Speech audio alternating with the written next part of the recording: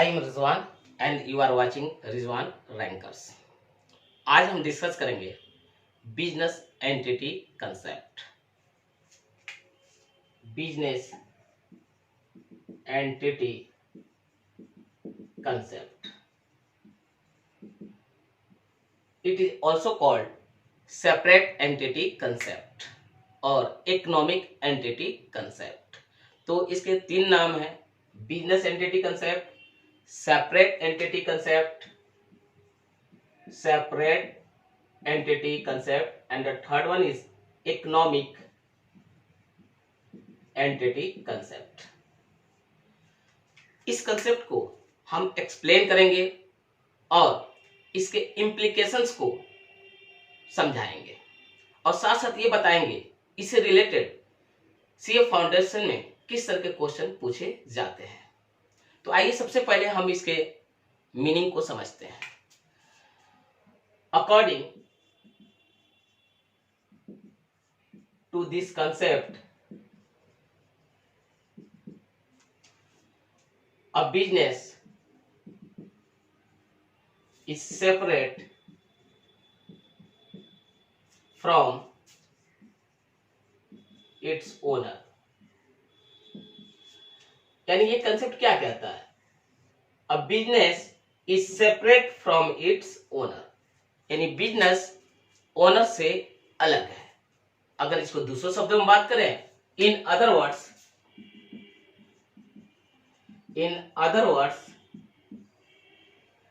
The business and its owner are separate entities. Business और उसके owner separate entities है। Entity क्या होता है? Entity is something that has its own existence and identity. कोई भी चीज जिसका अपना अस्तित्व हो और अपनी पहचान हो, वो एक एंटिटी कहलाती है। ये एंटिटी लिविंग भी हो सकती है और नॉन लिविंग। जैसे ABC private limited is also an entity, Patna general store is also an entity, और उसके जो मालिक है मोहन, वो भी एक एंटिटी है। हम भी एंटिटी हैं, आप भी एंटिटी हैं। तो so anything that has its own existence and identity, कोई भी चीज जिसका अपना अस्तित्व हो और एक अपना पहचान हो, वो एंटिटी कहलाता है। तो so according to this concept, the business and its owner are separate entities, यानी बिजनेस और उसका जो प्रोप्राइटर है या ओनर है, ये दो अलग अलग एंटिटीज हैं। तो ये कंसेप्ट बहुत ही सिंपल है and this is the basic concept of accounting. यानी अकाउंटिंग की शुरुआत यहीं से होती है। क्या ये अज्यूम कर लिया जाता है कि बिजनेस और उसके ओनर दो अलग अलग एंटिटीज हैं। आइए अब इसका देखते हैं इम्प्लीकेशंस क्या पड़ता है इस कंसेप्ट का, वो उसको हम लोग समझते हैं, डिस्कस करते हैं।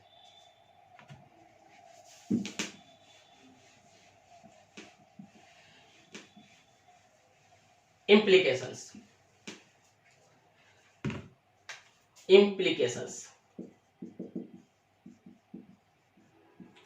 पहला इम्प्लीकेशन ये है इस कंसेप्ट का, the transactions between the business and its owner are recorded.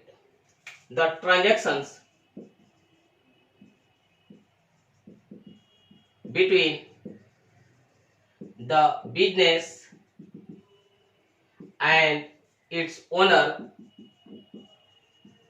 are recorded। मतलब बिजनेस और ओनर के बीच में भी जो ट्रांजैक्शंस होगा, उसको भी रिकॉर्ड किया जाएगा in the books of the business. Example, आइए इसको समझते हैं। ये कंसर्न है पटना जनरल स्टोर एंड ये है मोहन, इसके प्रोप्राइटर। ये कंसेप्ट कहता है ये जो पटना जनरल स्टोर है, इसका एंटिटी मोहन के एंटिटी से अलग है for the purpose of accounting. यानी पटना जनरल स्टोर और मोहन दो अलग अलग एंटिटीज हैं for the purpose of accounting. As a result, इनके बीच जो ट्रांजेक्शन्स होगा उस ट्रांजेक्शन्स को भी रिकॉर्ड किया जाएगा in the books of the business. यानी the transactions between the business and its owner are recorded. क्या ट्रांजेक्शन होगा? ओनर अमाउंट इन्वेस्ट करता है या ओनर बिजनेस से पैसा को विड्रॉ करता है, तो बोथ यानी capital introduce and drawings made by the proprietor are to be recorded in the books of the business. This is the first implication of this concept. आइए दूसरा इम्प्लीकेशन को हम डिस्कस करते हैं।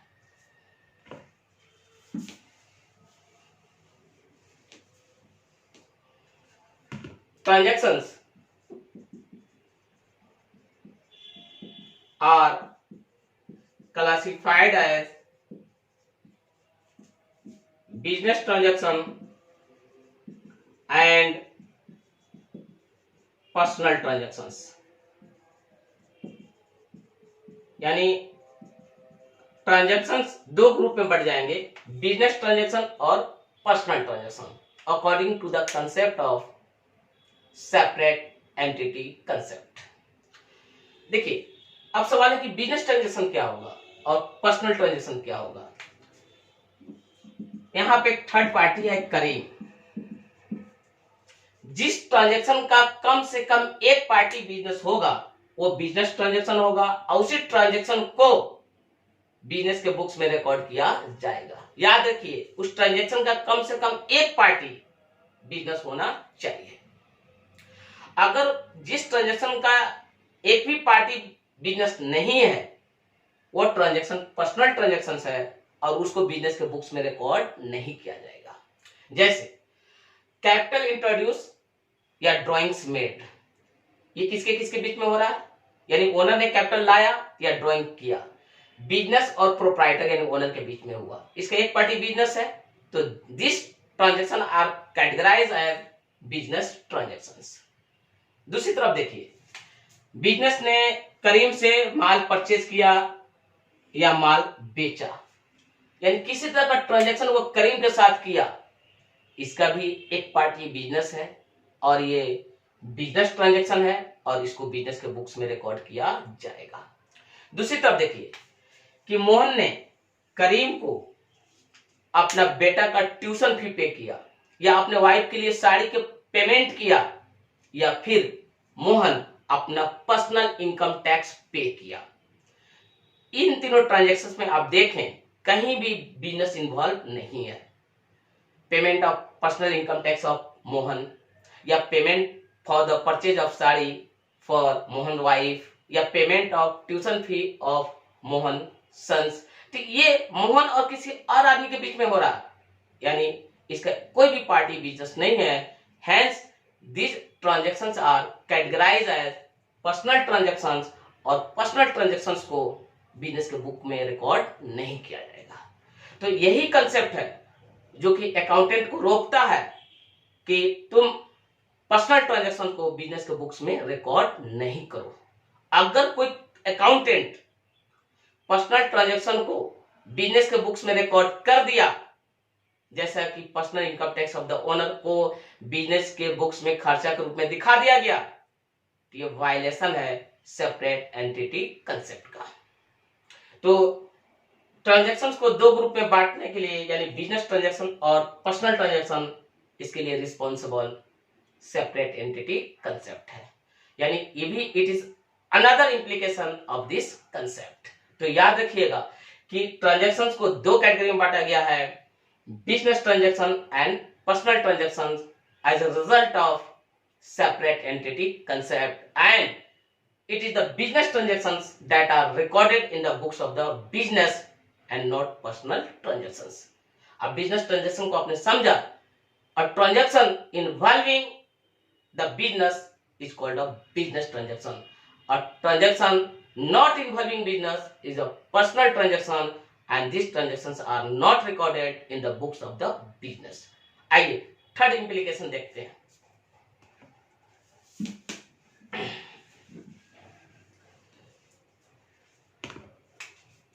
The owner can be debtor or creditor। Owner business के लिए debtor भी हो सकता है और क्रेडिटर भी हो सकता है, डिपेंड करता है कि वो पैसा ओवरड्रॉन कर चुका है या वो पैसा बिजनेस में इन्वेस्ट कर चुका है। तो एक ओनर, जो बिजनेस का जो ओनर है, वो बिजनेस के लिए डेटर भी हो सकता है और क्रेडिटर भी हो सकता है। ये किसका इंप्लीकेशन है? सेपरेट एंटिटी कंसेप्ट का। यानी it is one of the implications of the separate entity concept that the owner can be debtor or creditor to the business. Fourth,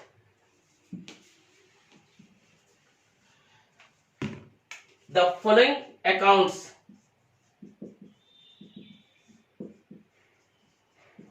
are opened: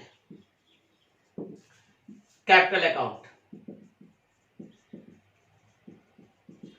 drawings account, interest on capital account,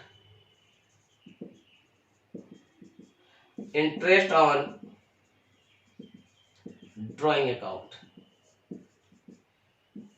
All these four accounts, capital account, drawing account, interest on capital account, interest on drawing accounts, ये चारों account खोले जाते हैं as a result of separate entity concept. यानी इस account को खोलने की जरूरत किसके कारण पड़ी? सेपरेट एंटिटी कंसेप्ट के कारण। क्योंकि सेपरेट एंटिटी कंसेप्ट कहता है कि बिजनेस और उसके ओनर दो अलग अलग एंटिटीज हैं and for the purpose of accounting transactions between them are to be recorded. और उन ट्रांजैक्शन को रिकॉर्ड करने के लिए, यानी बिजनेस और ओनर के बीच में जो ट्रांजैक्शंस होते हैं, उन ट्रांजैक्शन को रिकॉर्ड करने के लिए ये चारों अकाउंट्स का यूज किया जाता है: capital account, drawing account, interest on capital account and interest on drawing account. यानी ये चारों accounts are the result of separate entity concept. So आपको मैंने बताया कि separate entity concept is the basic accounting concept. Yani accounting begins with this concept. Under this concept, the business and the owner are two separate entities. As you know, an entity is something that has its own existence and identity. जिसका अपना अस्तित्व हो, अपना एक पहचान हो, चाहे वो लिविंग हो चाहे वो नॉन लिविंग हो। For the purpose of accounting, business और उसके ओनर अलग अलग एंटिटीज हैं, यही कहना है सेपरेट एंटिटी कंसेप्ट को। और सीएफ फाउंडेशन में किस तरह का क्वेश्चन पूछे जाते हैं? क्वेश्चन ये पूछेगा कि अगर कोई अकाउंटेंट ओनर का पर्सनल इनकम टैक्स को बिजनेस के बुक्स में रिकॉर्ड कर दिया, आप बताइए किस कॉन्सेप्ट को ये वायलेट किया? तो this is a violation of the concept of separate entity. यानी सेपरेट एंटिटी कंसेप्ट का वायलेशन है, क्योंकि सेपरेट एंटिटी कंसेप्ट कहता है कि ट्रांजैक्शंस दो तरह के होंगे: पर्सनल ट्रांजैक्शन और business transactions. And business transaction यानी transaction involving the business are to be recorded in the books of the business. तो हम उम्मीद करते हैं कि ये वीडियो आपको अच्छी लगी होगी, और वीडियो आपको अच्छे लगे हैं तो आपसे हम रिक्वेस्ट करते हैं प्लीज आप मेरे चैनल को सब्सक्राइब करें, लाइक करें और शेयर करें। Thank you.